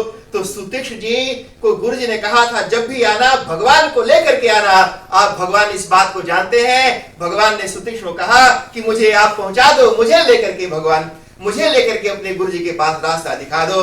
भगवान ने सुतीक्ष्ण की मनोकामना भी पूरी कर दी। सुतीक्ष्ण जी आगे आगे और ये तीनों पीछे पीछे अगस्त ऋषि के आश्रम में पहुंचते हैं। अगस्त ऋषि के पास जाकर के सुतीक्ष्ण ने कहा महाराज, जैसे ही सुतीक्ष्ण को अगस्त ऋषि ने देखा, कहा कि आया, इसको तो मैंने भगाया था कि भगवान को लेकर के आना, और ये आ गया, इसका मतलब है कि भगवान को लेकर के आया है। अगस्त ऋषि ने कहा बेटा कैसे हो? सुतीक्ष्ण ने कहा गुरुजी आपकी जो आज्ञा थी वो आज्ञा का हमने पालन किया है और मैं साक्षात तीनों लोकों के अधिपति वो अयोध्या के राजकुमार प्रभु राम अपनी अर्धांगिनी मैया सीता और लक्ष्मण के साथ क्या था जी, अगस्त ऋषि भी खुशी के मारे झूम उठते हैं। दोनों लोग बड़े आदर से अर्घ्य अर्घ्य अर्घ्य मिति। आपने देखा होगा जब बारात आती है तो पंडित जी लोटा में पानी लेके वो समधी को देता है कि ये लो धुला दो, सुनते ना जी, अर्घा लोटा का पानी लेके, और वो समधी सूट बूट में जूता फूता पहने हुए वहां खड़ा रहता है और जूता के आगे पंडित जी लोटा का पानी गिरवा देते हैं। देखो पुराने जमाने में नीलम जी लोग आते थे, पैर में चहटा लगा होता था, तो जब घर में आता था तो लोटा में पानी लेके उसका चहटा धुलवाते थे कि घर में आएगा तो घर गंदा कर देगा। अब यहाँ तो कार में बैठ के बूट पहन के आया है, अब उसके बूट पर पानी काहे गिराता है फुकटिया, वैसे भी अभी वाटर रिस्ट्रिक्शन चल रहा है तो, लेकिन फिर भी एक परंपरा चली आई, बस गिराते हैं, उसको अर्घ्य कहते हैं जी। पैरों के ऊपर गिराते हैं, अर्घ्य देना, फिर हाथ धुलाते हैं, आचमन करना, अर्घ्य पाद्य कहते हैं पैरों वाले को, पाद्य हाथ में अर्घ्य, मुख में आचमन, फिर पानी पिलाते हैं। गला वाला सूखा हो तो थोड़ा सा उसको पिलाना चाहिए। कोई भी घर में आए, चाहे भले ही भर पेट खा करके पी करके आया हो, उसको कुछ खिलाना और पिलाना चाहिए नीरज, ठीक है जी। अच्छे लोग होते हैं तो बिना मांगे पानी दे देते हैं, और कई लोग ना जी मांगने पर भी नहीं देते हैं। एक बार एक हस्बैंड आया, गर्मी से प्यासा हुआ और अपनी पत्नी को बोला एक गिलास पानी दे दे। पत्नी पूछ रही है प्यास लगी है? हस्बैंड बोला नहीं, गला चेक करना है कहीं लीक तो नहीं कर रहा। तो कई लोग तो बिना मांगे देते हैं और कई लोग मांगने पर ही पूछते प्यास लगी है। तो इसी तरह से उनको बड़ा सेवा सत्कार किया। अगस्त ऋषि के साथ सत्संग हुआ। अगस्त ऋषि ने राम जी को बताया कि यहाँ से पंचवटी जाइए और वहां पर निवास करिए। भगवान राम पंचवटी पहुंचते हैं। पंचवटी तो वट जानते हो, वही बरगद जिसको आप पाकड़ कहते हो। 5 बड़े बड़े पाकड़ के बरगद के पेड़ थे। तो 5 बरगद के पेड़ों के बीच का जो इलाका था उसी को पंचवटी कहते हैं। पंचानाम वटानाम समाहारः पंचवटी, इस संस्कृत में उसका डेफिनेशन किया। 5 बरगद के पेड़ों के झुरमुट के बीच में पंपाशर के किनारे, वहां पर जाकर के निवास करिए। वो सेंटर है, चारों बगल राक्षसों के बीच में। भगवान राम लक्ष्मण जी के साथ वहां पहुंच गए और वहां पर एक कुटिया बनाई और सीता जी और लक्ष्मण जी के साथ आराम से वहां पर रहने लगे। एक दिन जी वहां पर एक राक्षसी जिसका नाम था शूर्पणखा। शूर्पणखा क्यों कहते थे जी? उसके जो नाखून थे ना जी, सूपा के रकम थे। सूपा जानते हैं जो फिजी में जो होता है, इसे फटकते हैं, इंडिया में होता है सूप जो फटकता है, तो सूप के रकम उसके नाखून थे जी। तो उसको चावल फटकने के लिए सूप की जरूरत नहीं पड़ता था, नाखून से ही फटक लेती थी। तो नाखून भी देखो, पुराने जमाने में लोग कहते थे कि नाखून नहीं बढ़ाना चाहिए, ठीक है जी। नाखून को काटो और बाल को बढ़ाओ, और माताओं ने क्या किया जी, नाखून बढ़ाई दिया और बाल कटवाई दिया। तो जो बढ़ाना था उसको कटाई दिया और जो कटाना था उसको बढ़ाई दिया। तो वो जो उसके नाखून थे शूर्पणखा के, सूप के रकम बड़े बड़े, इसीलिए उसको लोग शूर्पणखा कहते थे। वो देखो सूपा नियर नाखून वाली आ रही है। तो सूप के नियर उसका नाखून था। वो थी तो बड़ी विभत्सी, बड़ी डरावनी, आकाश से जा रही थी। तो राम जी को देखा और राम जी को देख करके मोहित हो गई जी, मोहित हो गई। मतलब उसको लगा कि इतना सुंदर हैंडसम 6 पैक वाला राजकुमार इस जंगल में अकेले, काश हमें मिल जाता और हम इसे शादी कर लेते। अब वो सोची कि ऐसे अपन रूप लेकर के जाएंगे तो हमको तो पसंद नहीं करेगा, तो इसलिए उसने अपना रूप बनाया, नकली रूप जी। कई बार दिखावटी रूप होती है, लोग अपना सब पोत पात करके उसने सुंदर ढंग से।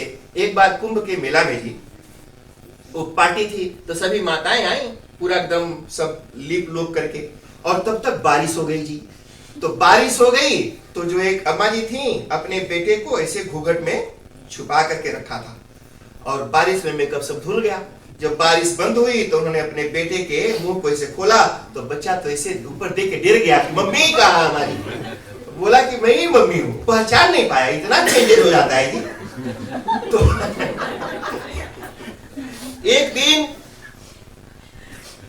रोनिल एक वाइफ ने, दोनों सो रहे थे अपने कमरे में, तो वाइफ ने अपने हस्बैंड को कहा कि तुम हमारे बगल मुंह करके सूत जाओ, हमको डर लग रहा है। तो हस्बैंड ने कहा अच्छा, हम चाहे डर के मर जाए। तो ये रियल रूप जो शूर्पणखा का था चलो, रियल रूप जो शूर्पणखा का था वो बड़ा डरावना था। उसने बड़ा सुंदर रूप बनाया और सुंदर रूप बना करके राम जी के पास प्रकट हो गई। अब देखो जी, राम जी के पास शूर्पणखा गई और जाकर के बोली कि क्या बोली जी, ध्यान से सुनो। बोलती है कि तुम सम पुरुष नमो सम नारी।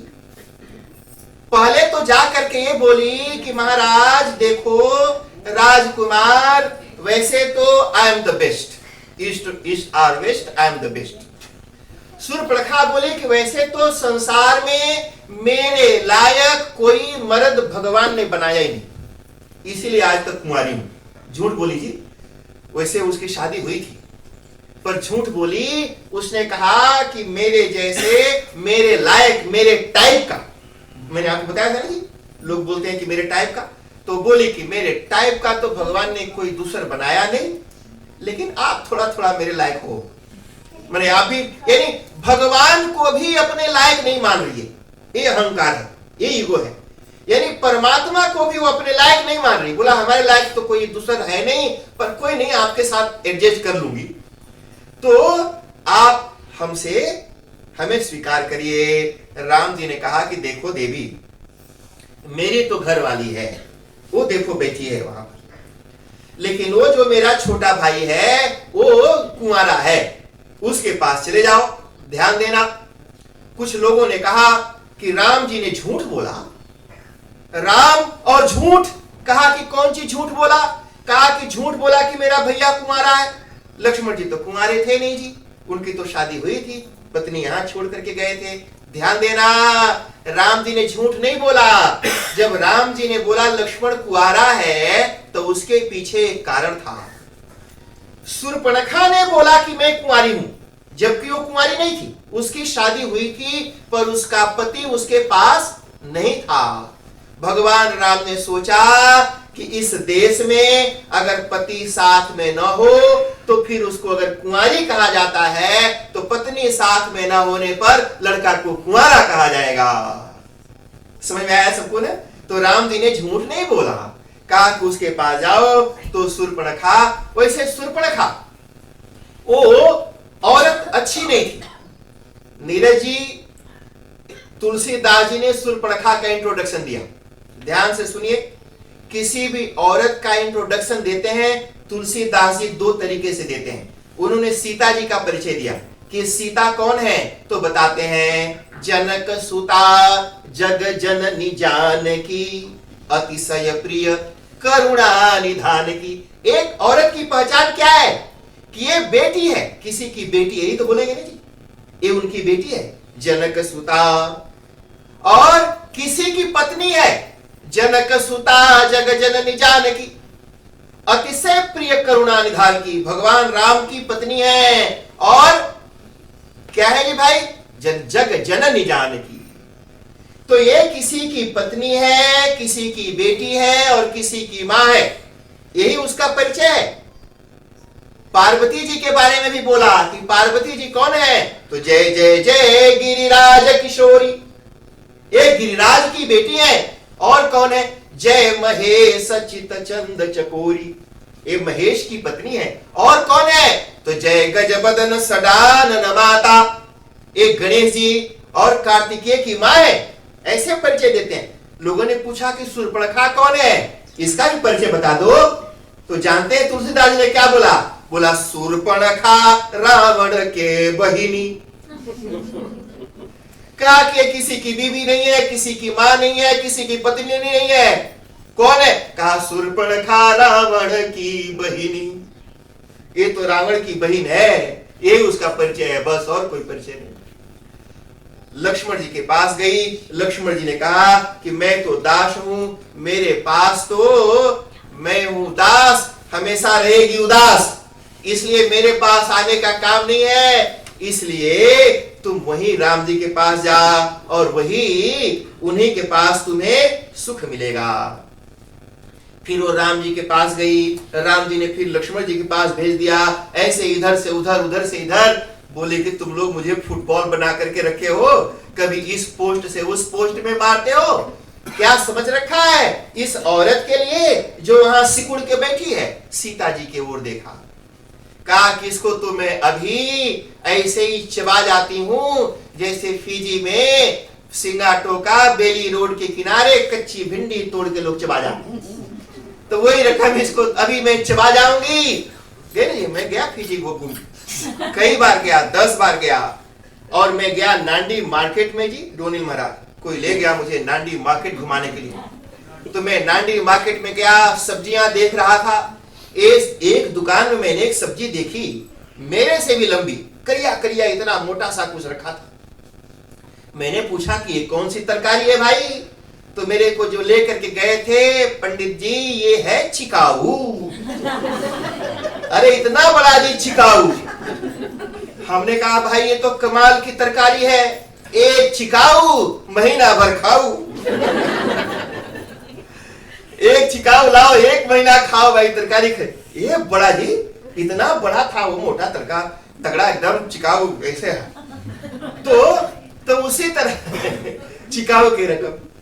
तो कहा कि इसको तो मैं ऐसे अभी कच्ची भिंडी के रकम चबा जाऊंगी। ऐसे झपट्टा मार के सीता के बगल पहुंची। राम जी ने लक्ष्मण जी को इशारा किया कि देखो लक्ष्मण, इसको अब दंडित कर, क्योंकि अब ये दंड की अधिकारिणी हो गई है।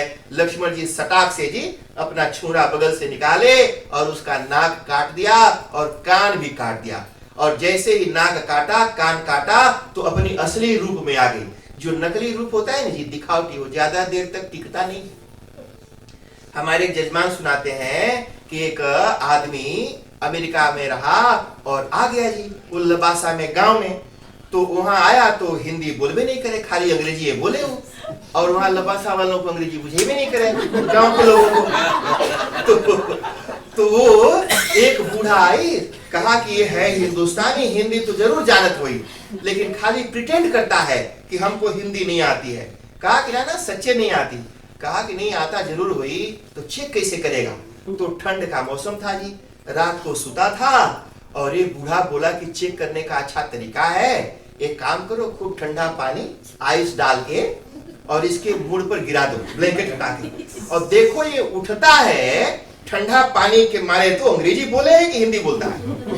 तो जब उसको ठंडा पानी डाला जी, तो ब्लैंकेट हटाए के और वो फिंजी हिंदी में मंत्र बोलना शुरू किया कि ये कौन हमारे ऊपर पानी गरियाना शुरू किया हिंदी में। तब कहा देखो तुम गरियाए जाने और बात करने नहीं जानता है।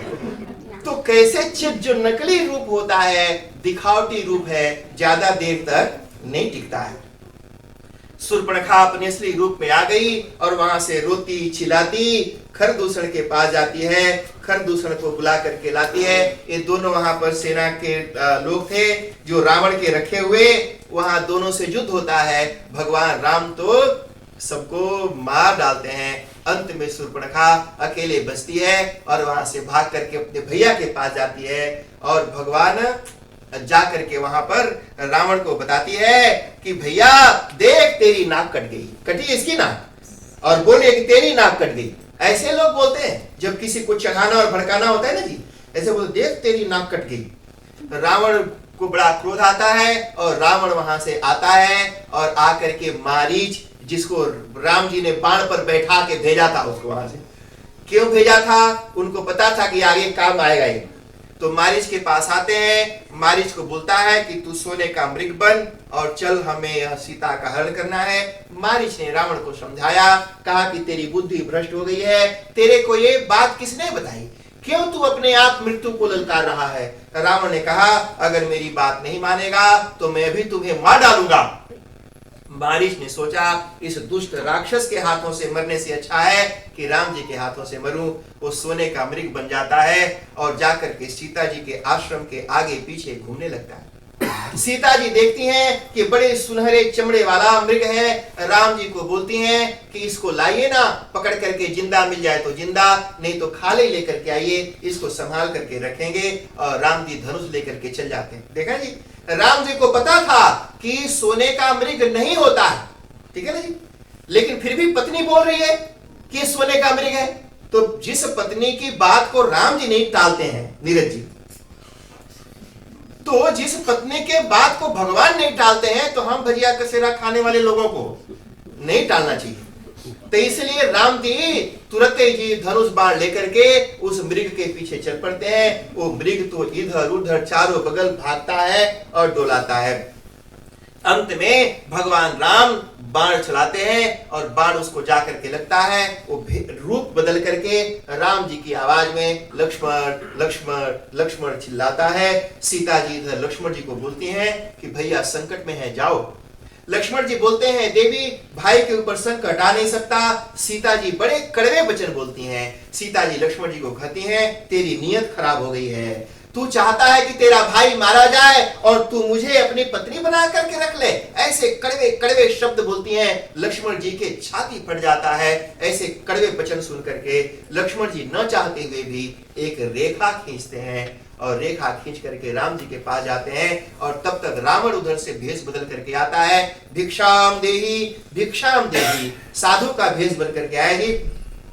साधु भी दो तरह के होते हैं। वो गृहस्थ साधु का भेष धर करके आया था और आकर के वहां पर भिक्षाम देही, सीता जी भिक्षा लेकर के आती हैं। लक्ष्मण जी की बात मानकर रेखा के अंदर से ही भिक्षा देती हैं। रावण कहता है बाहर आकर के दो। वो बाहर आती हैं और रावण उनका हरण कर लेता है। एक तो ये कथा है। दूसरी जगह कथा आती है कि रावण को श्राप मिला था, वो कुबेर की पत्नी को हरण किया था। तो ब्रह्मा जी ने श्राप दिया था कि आज के बाद किसी भी औरत को हाथ लगाएगा तो तेरा सर धड़ से अलग हो जाएगा, तेरे सिर में विस्फोट होगा और तू मर जाएगा। तो इसलिए उसने सीता जी को हाथ नहीं लगाया। सीता जी जिस कुटिया में रहती थी, रावण ने ऐसे खप से जमीन में हाथ मारा और उतनी कुटिया के साथ पूरी धरती को ही खोद कर और उठाकर अपने पुष्पक विमान के ऊपर रख लिया और लेकर के वहां से उड़ गया, चल पड़ा। रास्ते में सीता जी चिल्ला रही हैं बचाओ बचाओ बचाओ।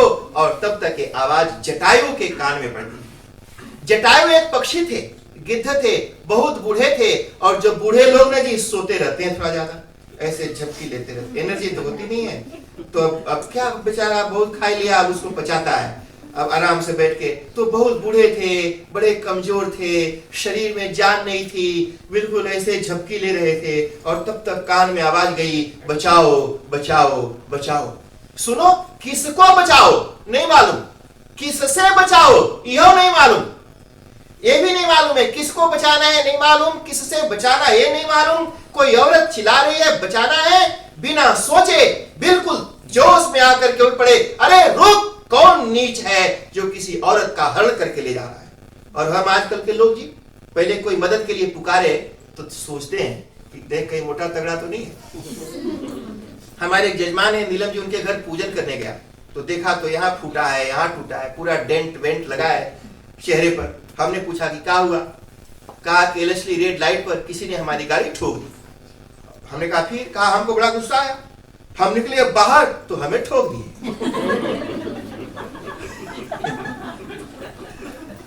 सुनो, 2-4 साल के बाद फिर पूजा करने के लिए गया उनके घर तो देखा गाड़ी तो ठुकी थी पर वो नहीं ठुके थे।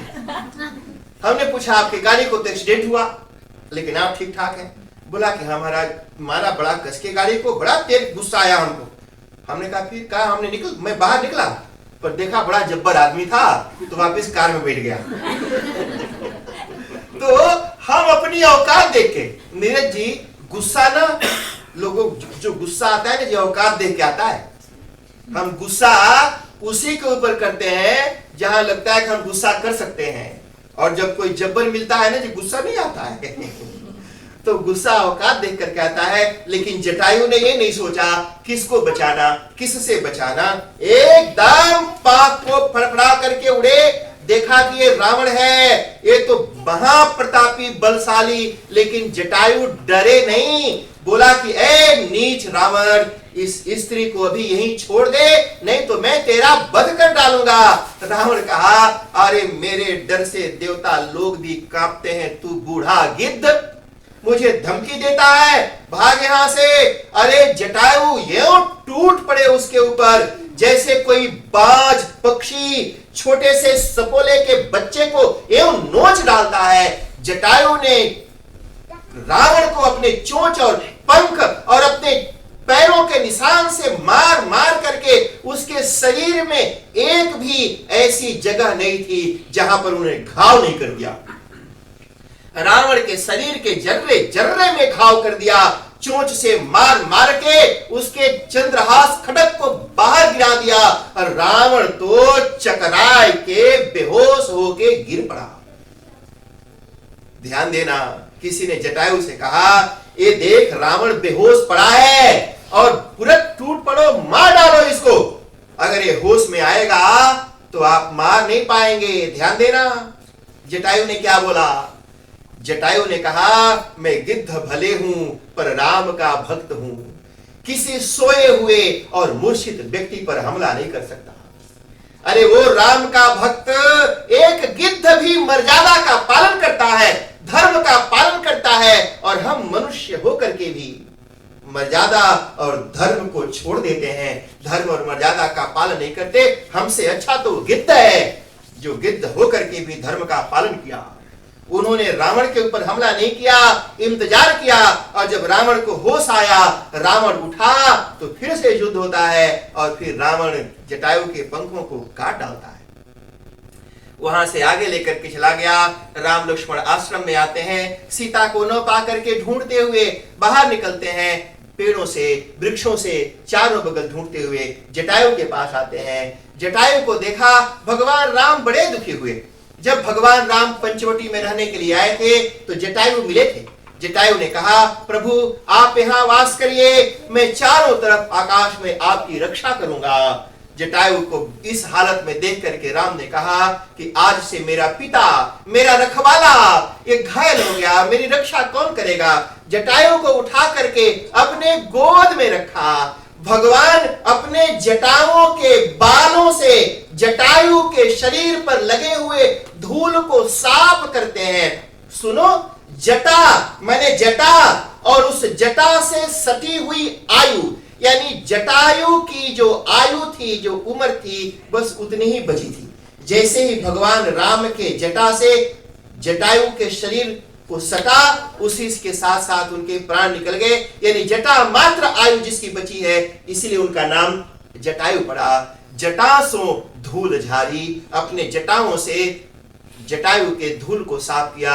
अपने गोदी में ही जटायु के प्राण निकल गए। और तेज गिद्ध का रूप छोड़, तनु तज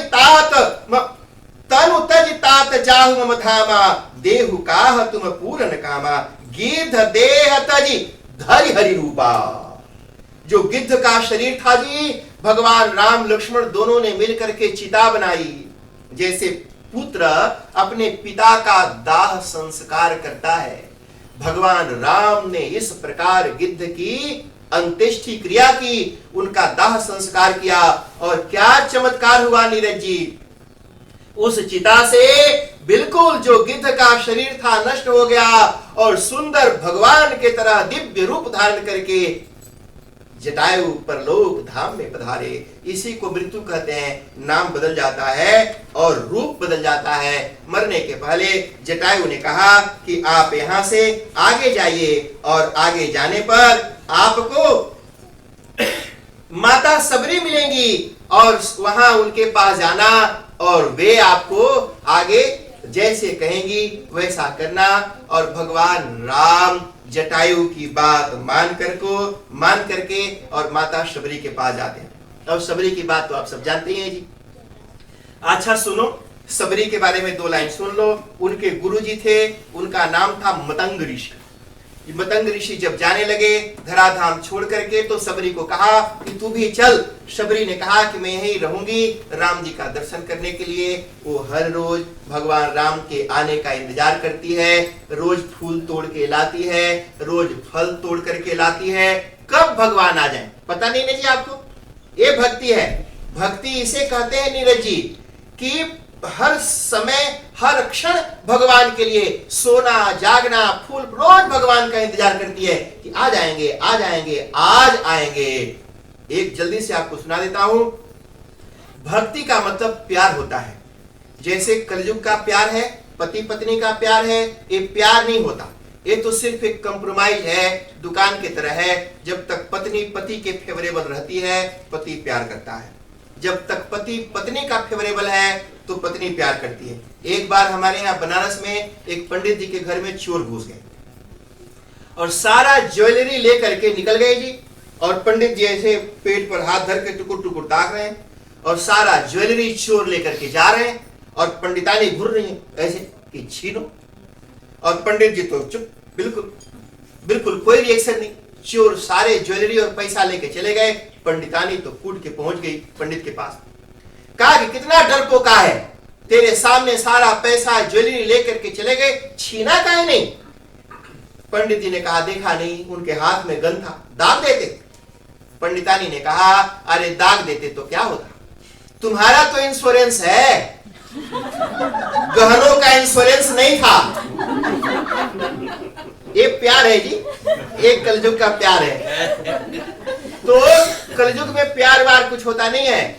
ध्यान देना, when love becomes unconditional, जब अनकंडीशनल प्यार को भक्ति कहते हैं। सब माता सबरी रोज अनकंडीशनली भगवान का ध्यान करती हैं, उनकी पूजा करती हैं, उनके आने का इंतजार करती हैं। एक दिन भगवान आ ही जाते हैं जी। माता सबरी बड़ी प्रसन्न होती हैं, स्वागत करती हैं, दोनों को खिलाती हैं पिलाती हैं, सब आप कथा जानते हैं। और भगवान से बोलती हैं कि महाराज हमें कुछ दे दीजिए। तो भगवान उनको नवधा भक्ति का उपदेश देते हैं। अब वो नवधा भक्ति तो बड़ी अच्छी है जी। नवधा भक्ति को समझना हो तो 9 दिन की कथा होनी चाहिए और एक भक्ति में एक दिन, मैंने एक एक भक्ति के बारे में एक एक दिन बताएं तो 9 दिन में 9 भक्ति के बारे में बताएंगे तो जाके नवधा भक्ति की कथा पूरी होगी। पर संक्षेप में बस सुन लो। भगवान ने कहा कि देख ये 9 प्रकार से मेरी भक्ति जो करता है, भक्ति का मतलब होता है जो मुझसे प्यार करता है, जो मुझसे प्यार, भगवान से प्यार करने के 9 तरीके हैं। इन 9 तरीकों से, नवधा मतलब जी 9 माने 9, धा मतलब टाइप्स, 9 टाइप्स ऑफ भक्ति, 9 वेज, 9 तरीके हैं भगवान को रिझाने के, भगवान को खुश करने के। कहा कि देखो प्रथम भगति संतन कर संगा, कहा कि सज्जन लोगों के साथ रहना चाहिए। जैसे लोगों के साथ रहते हैं ना जी वैसे ही हम बन जाते हैं। चोर के साथ रहेंगे तो चोर बन जाएंगे, साधु के साथ रहेंगे तो साधु बनेंगे।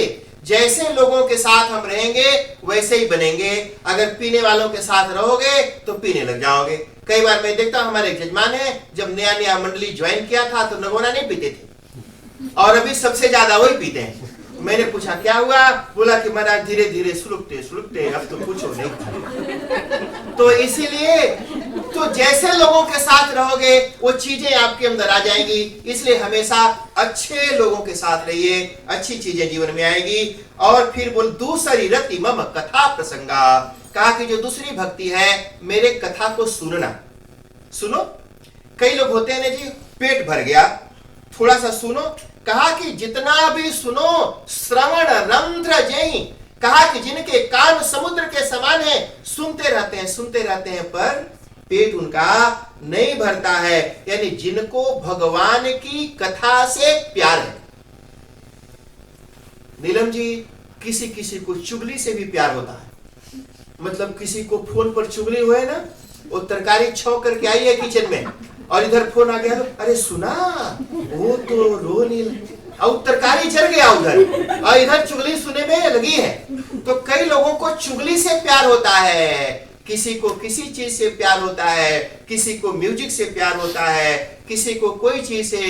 कहा कि जिनको रति मम कथा प्रसंगा, जिनको मेरी कथा से प्यार है उनके ऊपर मैं प्रसन्न होता हूं। और गुरुपद पंकज सेवा, और कहा कि जो गुरु की सेवा करते हैं, देखो जी गुरु की सेवा करनी चाहिए। नीरज जी, जिनका कोई गुरु नहीं उनका लाइफ अभी शुरू नहीं, इसलिए गुरु बड़ा इंपॉर्टेंट रोल प्ले करता है। लेकिन गुरु कैसा होना चाहिए? जो लालची ना हो, जो बिना लालच और लोभ के अपने शिष्य के कल्याण का रास्ता बताता हो।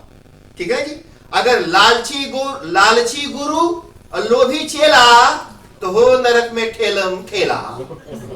तो इसलिए गुरु लालची नहीं होना चाहिए, बिल्कुल निष्कपट निश्चल भाव से शिष्य के कल्याण की चिंता करने वाला जो गुरु है, ऐसे गुरु की सेवा करनी चाहिए। चौथी भगति मम गुण गण करई कपट तजिगान।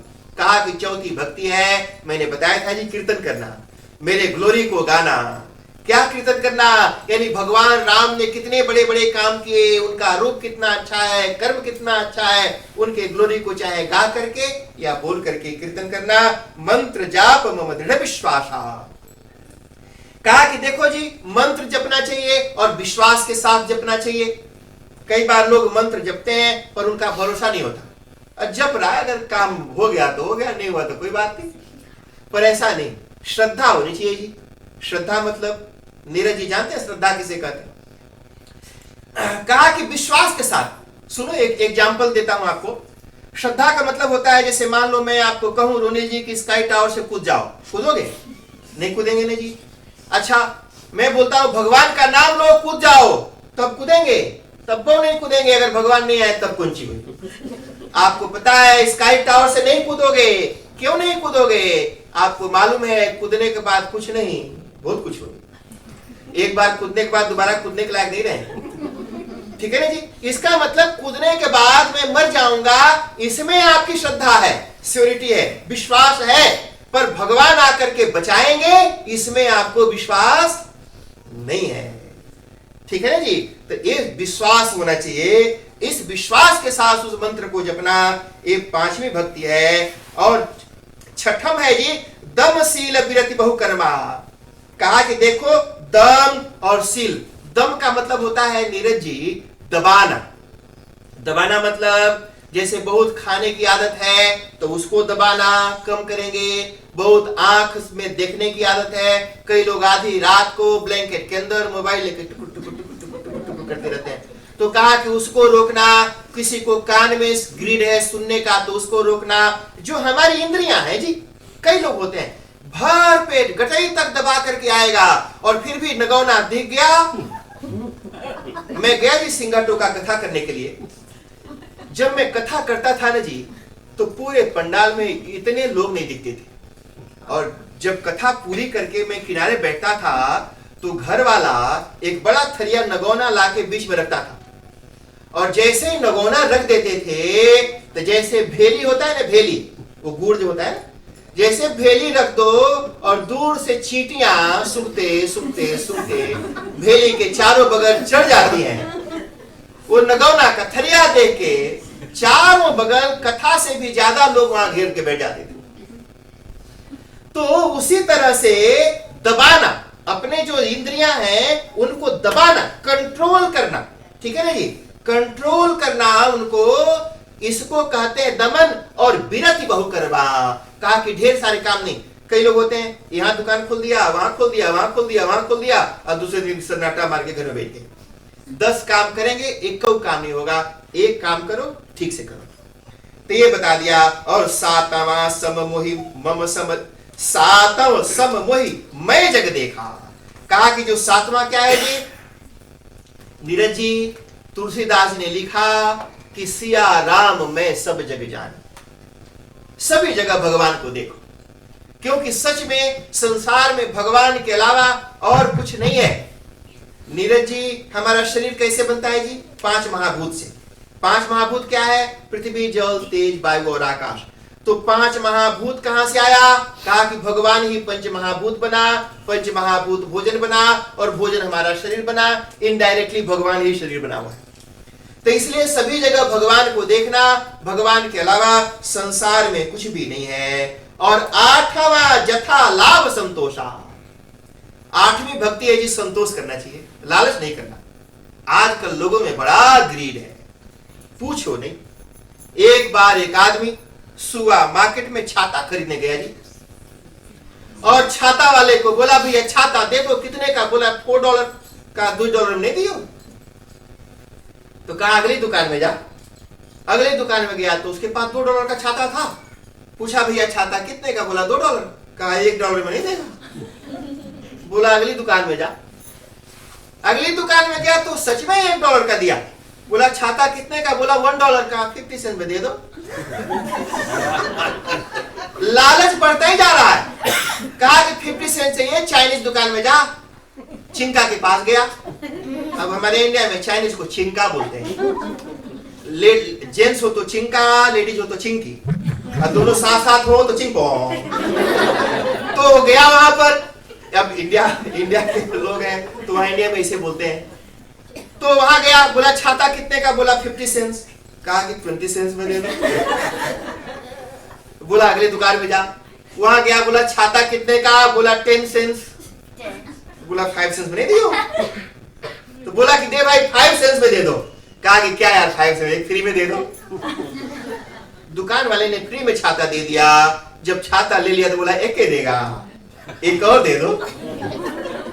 तो जो लोभ है ना जी, हमारा जो लालच है, लोभ, वो बढ़ता ही जाता है। इतना मिला तो इतना के लिए मुंह खोलते हैं, इतना बोला तो इतना के लिए मुंह खोलते हैं। कहा कि 8वीं भक्ति है, जो आपको मिला है दूसरे को देख के लार मत टपकाओ कि उसका घर अच्छा, उसकी बीवी अच्छी, उसके बच्चे अच्छे, उसकी गाड़ी अच्छी, उसकी दुकान अच्छी। लार नहीं टपकाना, जो आपको मिला है। ठीक है जी, रूखी सूखी खाए के, ठंडा पानी पीऊ, देख पराई चुपड़ी, मतलब चाहे जीव।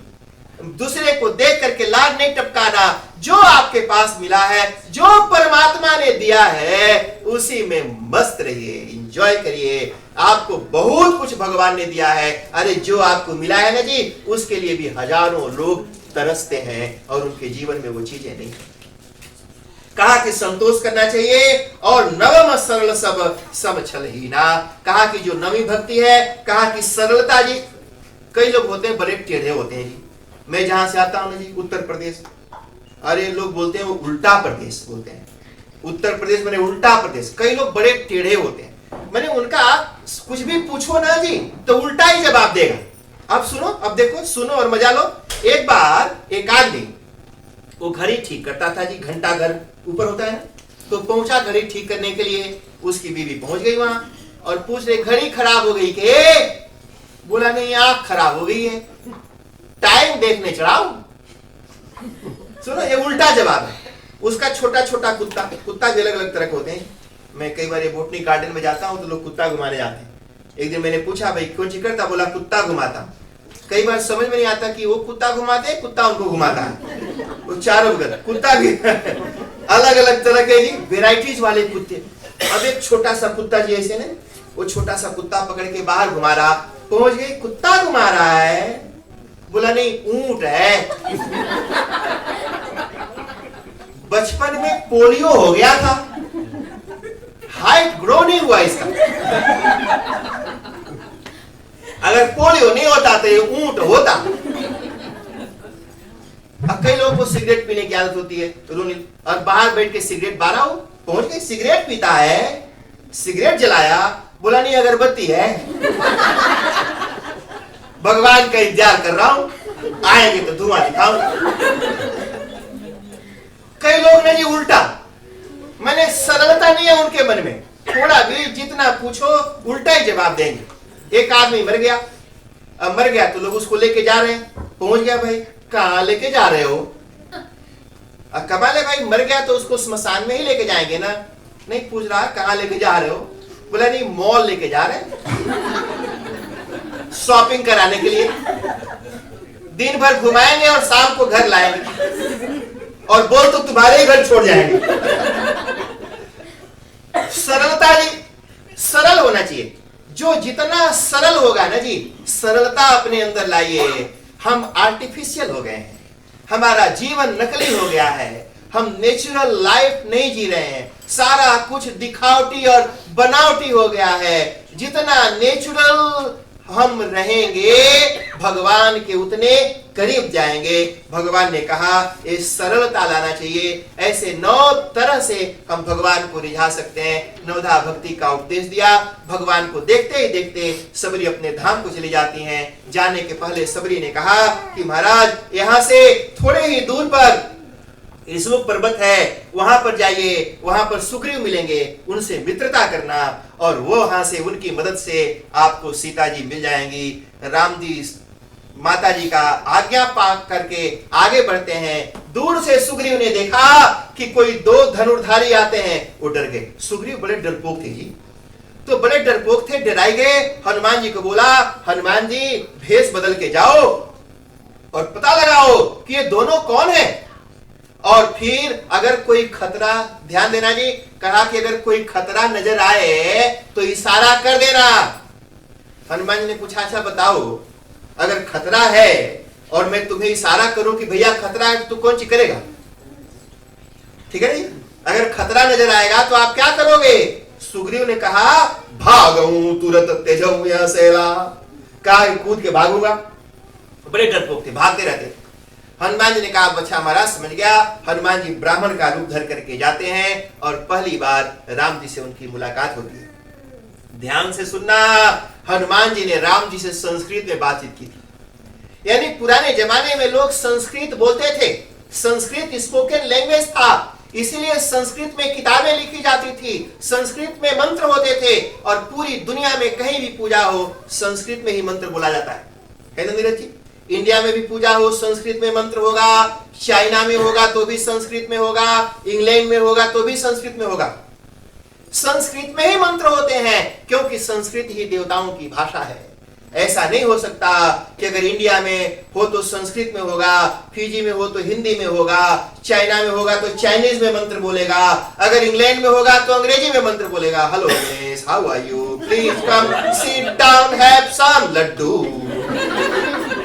मंत्र चाहे जहां भी हो संस्कृत में होता है। इसलिए हनुमान जी ने राम जी से संस्कृत में बातचीत की, उनका नाम पूछा, धाम पूछा, पता पूछी, पूरा खबर पूछा और पूछा कि हे प्रभु, आप दोनों राजकुमार कौन है और इस जंगल में कहां से आए और कैसे घूम रहे हैं? उनको सलेस धरि बट रूप देखते जाई, कहा कि बटुक का रूप धर के गए और जाकर के उन्होंने पूछा, को तुम श्यामल गौर शरीरा क्षत्रिय रूप फिरहु बनवीरा। पहला क्वेश्चन था कि तुम दोनों कौन हो, और फिर से पूछा, कठिन भूमि को मलपदगामी कवन हेतु विचरहु बन स्वामी। ये दूसरा क्वेश्चन था। और तीसरा क्वेश्चन कि तुम मृदुल मनोहर सुंदर गाता सहत दुसह बन आतप बाता, कि तुम 3 देव मह को नर नारायण की तुम दो। 3 क्वेश्चन हनुमान जी ने राम जी से पूछा था। पहला पूछा कि क्षत्रिय रूप में तुम दोनों कौन हो, राम जी ने परिचय दिया। तीनों क्वेश्चन का ऑर्डर में आंसर, जिस ऑर्डर में क्वेश्चन पूछा जाए ना जी, उसी ऑर्डर में जवाब देना चाहिए। हमारे यहाँ एक कहावत है संस्कृत में, सैंधव कहते हैं नमक को, और सैंधव का मतलब घोड़ा भी होता है। अगर मान लो कोई खा रहा हो और बोले कि संधे लाओ, तो घोड़ा ला के दे दो। अरे खा रहा है तो मतलब नमक मांगेगा, घोड़ा थोड़ा मांगेगा। और अगर तैयार है कहीं जाने के लिए, बोला संधे लाओ, तो घोड़ा के बदले में नमक ला के दे दो। तो कहा कि समझने की एक प्रसंग होता है, तो कहा कि जिस ऑर्डर में पूछा जाए तो उसी ऑर्डर में जवाब देना चाहिए। भगवान ने कहा कि देखो, पहला प्रश्न का उत्तर कि आप दोनों कौन हैं, तो बोला कि कौशलेश दशरथ के जाए, कहा कि हम तो दशरथ के पुत्र हैं। फिर बोला हम पितु वचन। फिर दूसरा उनका प्रश्न था कि क्षत्रिय रूप फिरहु बन वीरा, कवन हेतु विचरहु बन स्वामी, आप कोई स्वामी हैं, कहीं के राजा हैं? तो उन्होंने कहा भाई राजा को तो छोड़ो, हमको तो खुद ही राज्य से निकाला गया है, हम तो पिताजी का वचन मान करके यहाँ घूमने आए हैं। फिर तीसरा प्रश्न था कि तुम 3 देव महा कोई, जो ब्रह्मा विष्णु महेश है, उन तीनों में से कोई देवता हो, या वो तीनों के तीनों इकट्ठा मिलकर के यहाँ पर कोई अवतार लेकर के आए हो। राम जी ने कहा कि नाम राम लक्ष्मण दो भाई, संग नारी मम सुकुमारी सुहाई। कहा कि देख, पूरे संसार के भार हरने की तो बात छोड़ो, हम पूरे संसार का भार क्या हरेंगे, हमारी पत्नी ही हराई गई है। यानी हम दूसरों को के भार को क्या हरे, हमारी ही पत्नी को कोई हर के ले गया, हम उनको ढूंढ रहे हैं। हनुमान जी पहचान गए कि तो साक्षात हमारे स्वामी हैं। ऐसे धड़ाम से पैरों के ऊपर गिर पड़े और बोले कि महाराज क्षमा करना, मैं आपको तो पहचान नहीं पाया, आप भी हमको नहीं पहचान पाए। राम जी ने कहा देख, तू लीला कर रहा था, नाटक कर रहा था, तो हमको भी नाटक करना चाहिए था। तो इसलिए तू नाटक कर रहे थे तो हम भी नाटक कर रहे थे, तो दोनों लीला कर रहे थे, तो दोनों ने एक दूसरे को पहचाना। राम जी ने कहा अच्छा हनुमान, अब चलो यहाँ से आगे चलते हैं। हनुमान जी ने कहा महाराज आप दोनों आइए, हमारे पीठ पर बैठ जाइए। राम जी ने कहा अच्छा, भगवान को पीठ पर बैठाओगे? भगवान को तो हृदय में बैठाते हैं, तुम बोलते हो पीठ पर बैठ जाओ। ध्यान से सुनो, हनुमान जी ने बड़ा सुंदर जवाब दिया। नीलम जी, अगर गोद में किसी को उठाओ तो आपकी जिम्मेदारी है कि उसको पकड़ के रखना, वो गिर न जाए। लेकिन अगर किसी को पीठ पर चढ़ाओ तो पीठ पर चढ़ने वाले की जिम्मेदारी है कि पकड़ के बैठे। तो हनुमान जी ने कहा महाराज, अगर मैं आपको गोदी में उठाऊंगा, हृदय में बैठाऊंगा, तो मैं बानर जात का, कहीं इधर आम दिखाई पड़ गया, अमरूद दिखाई पड़ा, जामुन दिखाई पड़ा, शरीफा दिखाई पड़ा, या कहीं पका कटहर दिखाई पड़ा, तो मैं तो उठा के हाथ बढ़ा के खाऊंगा और आप दोनों धड़ाम से नीचे हो जाओगे। तो इसलिए मैं चाहता हूं कि आप दोनों पीछे हमारे पीठ पर बैठो, तो मेरा हाथ फ्री रहेगा। और दूसरा रीजन है महाराज कि मेरे पीठ पर बैठोगे तो मुझे पकड़ के रखोगे, तो मैं भी नहीं गिरूंगा और आप भी नहीं गिरोगे। अरे राम और लक्ष्मण दोनों हंसते मुस्कुराते कंधे पर बैठ गए। नीरज जी, बहुत दिनों से कोई सवारी नहीं किए थे दोनों, कई साल से पैदल घूम रहे थे, दोनों को बड़ा मजा आया। पहली बार सवारी पर कंधे पर बैठ के घूमने को मिला और ये लेके हनुमान जी टेक ऑफ कर गए और वहां से 2 क्षण नहीं लगा, उड़ाए करके पर्वत पर उतार दिया। यहाँ पर सुग्रीव से उनकी मित्रता होती है।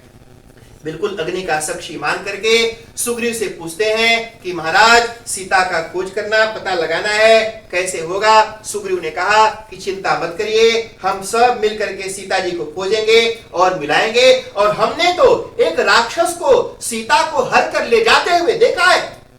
ध्यान देना, जैसे ही सुग्रीव ने बात कही, लक्ष्मण जी को बड़ा जोर का गुस्सा है।